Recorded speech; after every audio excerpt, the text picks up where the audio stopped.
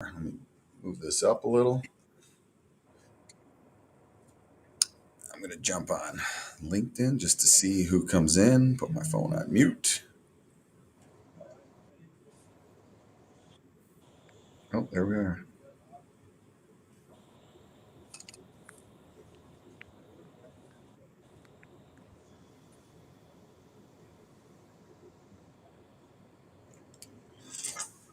All right.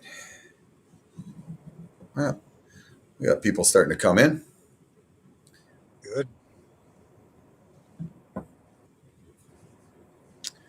Got my Materials Exchange mug working. Got all your swag. Yeah. Um, I didn't pick. I was down at the NOLA Traders Market this week, or last week, I should say, and didn't pick up much swag down there, unfortunately. You would think that That the was a lumber taker bunch rather than a giver bunch. the lumber mills should be able to afford lots of nice swag. You think the way Ash was talking too, all the wholesalers was money falling out of their pockets, but you probably just got a bag full of 20s. I I will say a very unscientific survey. There there are wholesalers out there who can retire earlier than they thought they could now. That's interesting. That kind of doesn't bode well. They better keep that to themselves because their customers aren't going to really like that a whole lot. Nah, probably not. Um, all right, we've got about 10, 11 people on LinkedIn. I'm sure we got some more people on YouTube, but why don't we get her going here, Matt? It is Thursday. What is it? November 18th. Um, Last night I was on my phone looking at recipes to. I'm smoking a turkey for Thanksgiving this year, so Thanksgiving's right around the corner. Um, it's cold in Chicago today. I put my snow tires on my car. Uh, so let's Things are changing. things are the one constant in life. Things are always changing, right? That's exactly right. So let's see. I got your first page here. Let's pull it up. Another dimension. Let's take a look under the covers. Unemployment. What do you think? I think the passing of the infrastructure bill is going to do away with a lot of the pay you to stay at home. I always think of what's been happening the last 2 years is it just elevated the status of welfare to making $20 an hour. It's almost like we're paying people to stay home and stay out of the way. But I think I'm already seeing signs of. The signs are up everywhere. People are still looking for things, but builders are telling me that they're not having as difficult a time finding employees or framers, and building supply places are talking about jobs getting filled. So I think that number is going to probably, or that the problem is going to probably, it'll be a lot different in 2022 than it was 21. I think. I don't think it'll be as bad. Yep, I agree as well. I think there's two trends going on.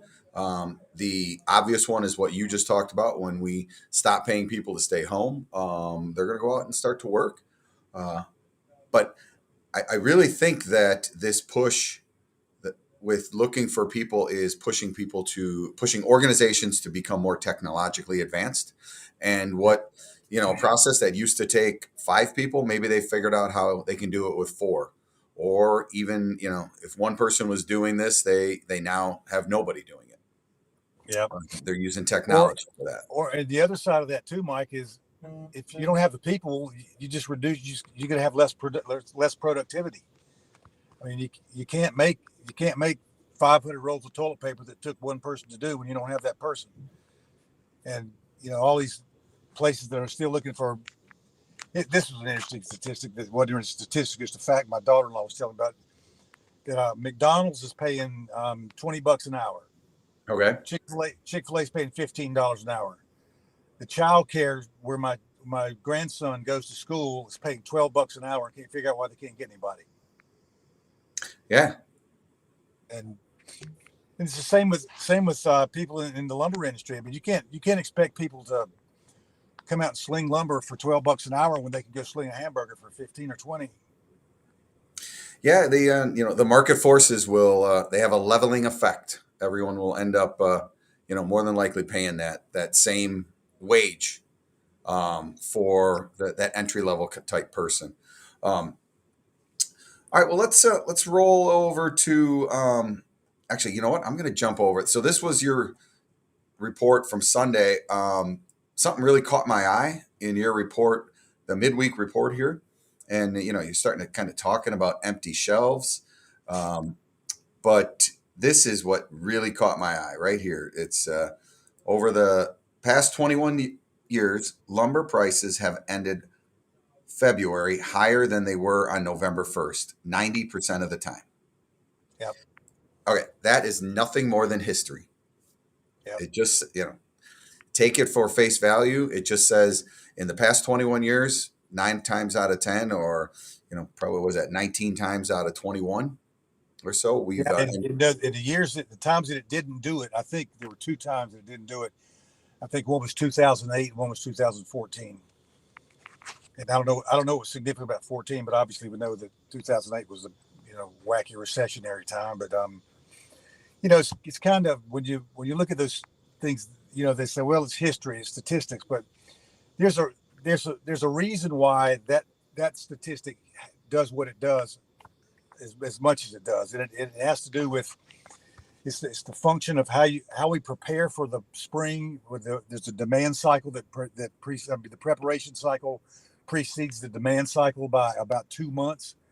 So people are starting to think about right now, like, well, what's going to be tough to get in the next couple of months? Obviously, Yep. wide dimension is going to be tough to get, because especially in the South, when it's really wet, tuba 12, tuba 10 production goes down. So it's a good time to start picking off some of those things. And the structural items, that there's more people looking at Southern pine lumber now than there ever has been before, with the I'm going to call it a disconnect with BC from the rest of the lumber industry. It seems like they just can't catch a break this year. They're record high temperatures, and they got record flooding that's knocked out roads and railroads and all kinds of stuff like that. But bottom line is, there's going to be less lumber coming from Canada that's going to have to be made up by Southern pine lumber, and that's the intention of the sawmills. But I think we're kind of one of these overlooked obvious things. We're assuming that these guys are just going to say, okay, there's the last bolt in the door and the lock's on. Let's crank it up and start making some lumber. But you gotta still got transportation issues. You've got labor issues that aren't completely resolved in trying to find the technical people to run a sawmill. And we've got about a half a dozen sawmills coming up, and that's a lot of lumber that could overwhelm the market. But I think the surprise is going to be that it doesn't go as smoothly as we just in our minds we think it will. It will go. Yeah, it's funny you say that about the new sawmills coming on, and you see the press release where the mayor of the town and the councilmen are standing there, with the shovel in their hand. We're building a new sawmill. It's going to bring us 150 good paying jobs. Yeah. Okay, are there 150 people looking for good paying jobs? Yeah, right now we got 250 good paying jobs we can't fill. So, but now let's add to the pile. Yeah, that will be interesting. So when I read that stat about 90%, it made me think of a sports analogy. 2 of them actually. Mm-hmm. And Matt, by the way, you're covering up your camera with your hand, so we got a nice view of the inside of your hand. Yeah, all I see is the I don't know. There you go. There you go. Now, so the sports analogy, one of the things that we see in modern baseball is the shift, where a guy who's a dead pull hitter comes up, and they move the second baseman over to stand between the shortstop and third base, or a lefty, the same thing. They'll move that. I think they move the shortstop over. Shortstop goes over, yeah. Then the third baseman goes to shortstop. And you look at the field, and it's obvious. Here's all you got to do. It's as plain as day. Just hit it that opposite way, and that hitter just can't do it. It's proven over time that hitter can't go that way. And so that's just statistics. There was a football game last week. The team scored a touchdown, was up by 10 points. Now, they could have kicked the extra point to go up by 11 points. They chose to just take a knee. So they didn't try to kick the extra point. They didn't try to score 2 points. They took a knee because the risk there was that if they tried to kick the extra point and it was blocked, the other team runs it back, scores a 2 point score, and now the price or the score differential is 8 points, and the other team actually has an opportunity to make a one score tie the game. How do these think about that? You know what? That's you told me that story just a minute ago. You think about like that all had to happen in a matter of about 15 seconds.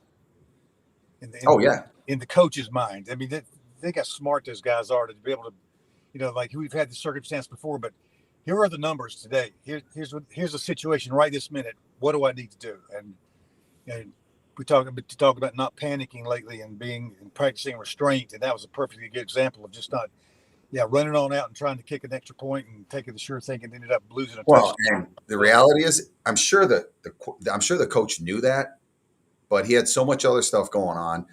He's got someone on his staff. He's got another tool in his tool bag, which is his support staff. That there's someone that just watches statistics, and they will give themselves whatever that little edge is. Like that movie Moneyball. You remember that one? Yeah, here's the shameless plug for Materials Exchange and the Layman guide. We're nothing more than tools. We're not the end all be all. We're not the answer to everything. We are just we're here to discuss statistics, what's happened in the past, what we kind of see. But it's all about gathering as much data as you can and using that data in the smartest way. So let's move on to the next data point here. This plays into what we just talked about. Up on the screen here, we've got the 2x4 number 2 composite 2020 to current versus the FDP. And FDP stands for forecasted decision points. It's when you can expect the market to make a reversal. Not at what price, but what week. Okay. Those are across the top. So we're at a point right now where if you look and see, like at week number 38, the market that was a turning point. And I expected fully that October was going to be a down month just because September had been such a good up month. But what we didn't know is we didn't know the builders were going to go shore up their 90-day lumber locks with actually buying the lumber. So we're at a spot now where we had a counter-cyclical up move in the market in October. But we got to keep in mind a couple things that statistic, first of all, that 90% of the time between week number 35 and week number 14, the market goes higher. That doesn't have anything to do with what happened in October. It's just, that's a statistic on its own for that period of time. And on the counter side of that is we can expect that if builders have bought 90 days worth of lumber, then so have their suppliers. So this market I thought it was overbought the end of February. The end of September. And I think it's even more overbought right now because it's not that business is bad. It's just that everybody's planned ahead. They've got it. And we're not making enough lumber to make 1.7 million starts. We're making enough lumber to make 1.3 million completions. So we're doing the same overreaction that we saw back in the spring. In the spring. Because if you look at it like we're talking about at the beginning, if you were to plot a graph that showed housing starts and then on the same graph lumber production, those graphs would probably almost be parallel. There wouldn't be a whole lot of variation in them. Then you throw lumber price on top of it and realize that big spike that happened from week number 10 and down to week number 30, that whole thing didn't even have to happen. That was just that's something that we, the lumber industry, totally made up and fictionalized as something that was going on that really wasn't going on. Yeah, it's funny. You say that there's a book. It's called Misbehaving, and I think it is written by Malcolm Gladwell, a famous economist. And he says, economists make their decisions and projections based off of rational thinking, and we as humans are not rational. And it's right, especially when you get a disruption or something like that. When we get scared or uncertain about the future, which happens every time we get one of these disruptions, we start behaving irrationally. And that's the thing that's about this predictable human behavior is you can know, like On Monday, for example, as soon as word got out that there was flooding in Vancouver, and they go, Vancouver, that's in British Columbia. British Columbia, that's where Canadian SPF Western comes from. And that's where the log supply is a problem. And that's where the duty is. So next thing you know, the price of lumber futures is up $200 in 3 days. But the fact that the futures rallied actually plays into a little bit of what we're talking about. February prices are higher than they are today. That lumber Yeah. futures contract represents a rail car of lumber that's shipping at the end of January. Well, guess when that arrives for most people? Right at the beginning of February. Right. So it plays into Means, that, of course, right? means they're covered for whatever period of time. So they're coming up on a period of time when they don't need to buy again. Yep, exactly. And the November futures expired, fairly weak, down at what, like, I think it was 535 was the closing price, 536. And as soon as it was done, that January contract took off. A bit of poetic timing with the flooding and everything. But all right, let's move on to the next chart here, which we always like to look at. That is there's lumber futures and the framing package. Oh, I'm on the wrong one. We got to go back here. Purple page. The purple page. Let's go to the framing index. Got to go lower. Go down. Keep going. Scrolling. Oh, let's touch back here real quick. More eyes on pine.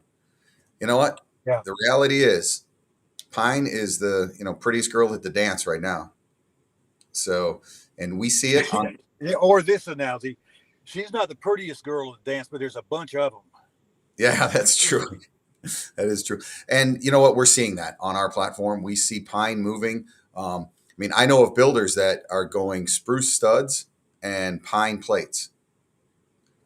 Something that Yeah, we saw you guys had a bunch of action last all this year on 2x610s for Southern Pine, where builders were just buying them and trimming them on the job to their pre-cut 1 4 5/8.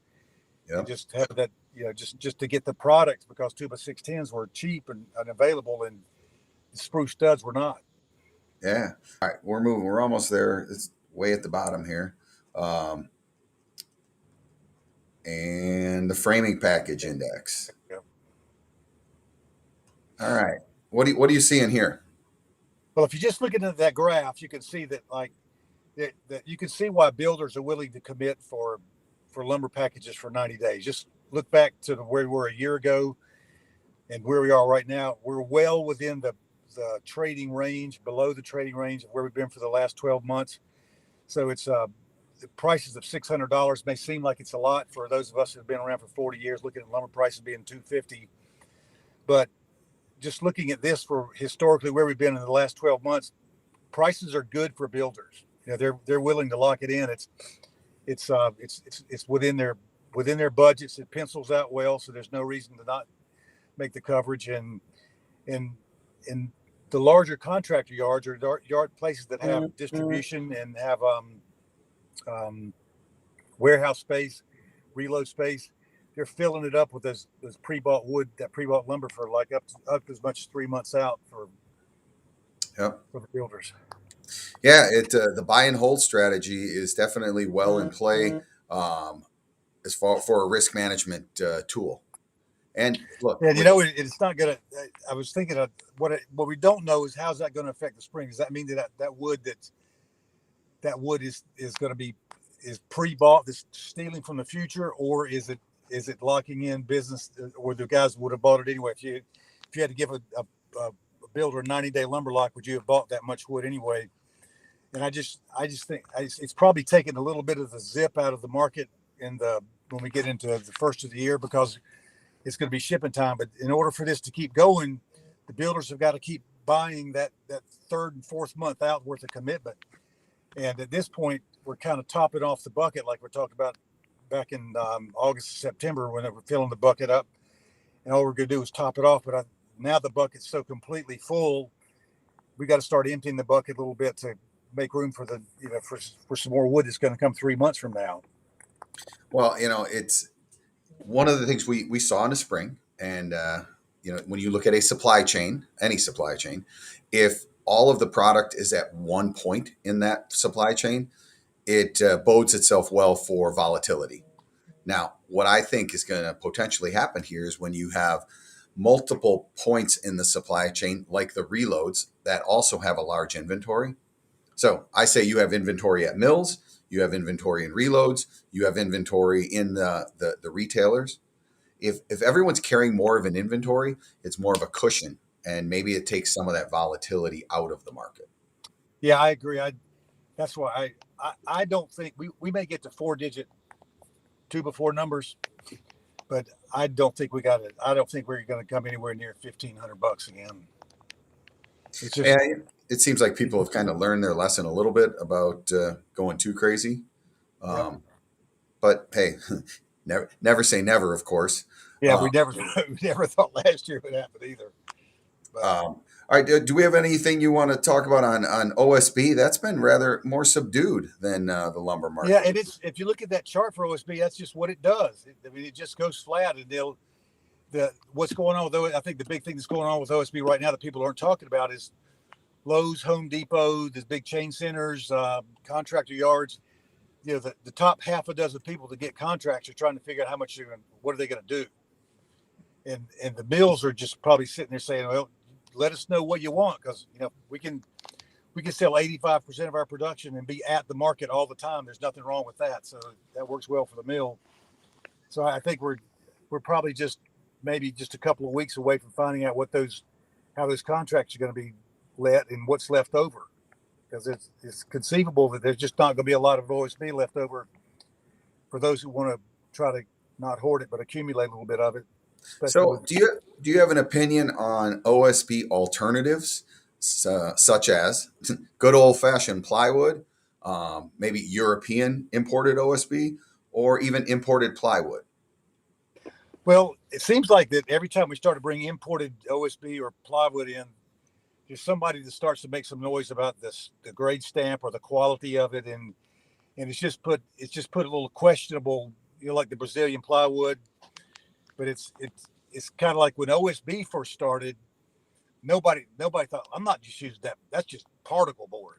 You can't use that stuff for structural properties, and so OSB had a hard time catching on when it first came around until it proved itself. And that's probably the same thing's going to have to happen with some of this European or Brazilian product. It's got to go through a cycle of a year or two of proving that it's good and it's readily available, and which it has so far. I haven't heard anything other than just fearful conjecture about, is it strong enough, or is it stamped correctly, and my local building inspector is going to approve it and all that kind of thing. But it's one of those things that if we're not going to make more OSB to supply the needs that we have, we're going to have to find some alternative solutions, and those are it. It's foreign imported plywood. Yeah, and I am by no means an expert on Brazilian pine at all and what goes in it, but from what little I know, the genetics of the trees they're growing in Brazil come from the loblolly pine, which is southern yellow pine, right? Now, the Yep. dirt's different, the water, the rain, the heat. There's a lot of difference, but at its core, it's the same seed going into the ground. Well, at this point in time, the APA should have been able to determine whether the product that's coming in is good enough or not good enough, because and there's more and more showing up. So it's apparently being used in great enough volume that it's increasing in supply. And that'd be a good thing to follow up on and see what's APA's position on the imported products, and how do they go about the vetting of it before they turn it loose in Atlanta. Yeah, no, there's no doubt there are some questions, but the reality is you need an outside force, something that's maybe unforeseen to keep markets in check, for sure. What speaking of the outside force, let's talk about inflation just a second here. It seems like all the financial news stations have a lot of debate going on. There's no doubt about it. Inflation is here. Fill my car up with gas. It's in Chicago over $4 a gallon. Hearing about rents and house prices, kind of everything. Is it transitory? Is it not? And what does it mean for the lumber market the people that are I listening to us. I really think that what's going on in the economy right now with supply shortage is just consumers expressing their dissatisfaction about the government telling them they had to stay inside for 6 months. If they're going out of their spending stuff, they're just buying stuff. I mean, you go to when you're out of crackers at the grocery store or out of wire at the hardware store. People are just going on like, well, they're out of crackers, so I'm gonna go get a watermelon or I'll go get an extra gallon of milk. But I feel like the American public anyway is spending just to prove that you can't tell us what to do, Yeah. and you can't make me save. So that's the result of that is inflation. So we're creating the inflation by the use of things that we really don't have to have. I mean, Yeah. how many strip malls with a Papa John's, a nail salon, and a couple of restaurants in it? How many more of those are going to be put down the road? I mean, just at some point you get kind of saturated in it. Yeah, Well, I just thought of something too that was kind of off the mark. I drove up to see my dad today, and he's up in near Mount Airy, North Carolina, which is about an hour or two from where I live in Charlotte. And when I travel like this, I always count lumber trucks on the road, and I yep. realize that I see them going in one direction. I'm going north, they're going south, and what I count is full truckloads of lumber that's either pressure treated or truckloads of full truckloads of truss goods or truckloads of lumber that look like they're mill direct shipments. I don't count like building supply that's got sheetrock, shingles, and nails and everything else on it. And normally, in that time when I travel from usually 10 till 12 on my way up here, I count about 3 trucks. This morning I counted 11, and I don't know what that means, but that's about a 1 hour stretch on Interstate 85 between Greensboro and Charlotte, North Carolina. It's a big thoroughfare up and down, but there just seemed to be all of a sudden, a lot of wood on the road. It's moving from. Yeah, look, there's no doubt about it. Things are in flux. You don't build this many houses without moving lumber around, right? Exactly. For me, I know what you're talking about, but in the Chicago area, it's always the component, man. What's trusses and floor trusses and wall panels that I see moving around. That's what I think is interesting. Yeah. Now, we obviously in the Chicago market, we're heavy union, so they're trying to build as fast as possible, and they can afford to pay, have stuff built in a factory versus built on site, stick built. But yeah, that's really interesting. Well, why don't we wrap it up here? We're not going to be having a show next Thursday because I'm going to be smoking a turkey and eating that. Good. And by then, Ashley will be back. Ash is he's out on a hunting trip. He's trying to provide for him and his family by. Sure he is. by He's going to bring home a wild boar for Thanksgiving. It's pheasant hunting in Iowa, but I just want to check to make sure we don't have any questions. No. Excellent. Well, thanks, Matt, again. If anyone has any questions for Matt, they can email him at Matt@Layman's Guide. Of course, you know how to get in touch with Materials Exchange. And until 2 weeks from today, we'll be signing off, and we'll see y'all in 2 weeks. Be safe. Thanks, Mike.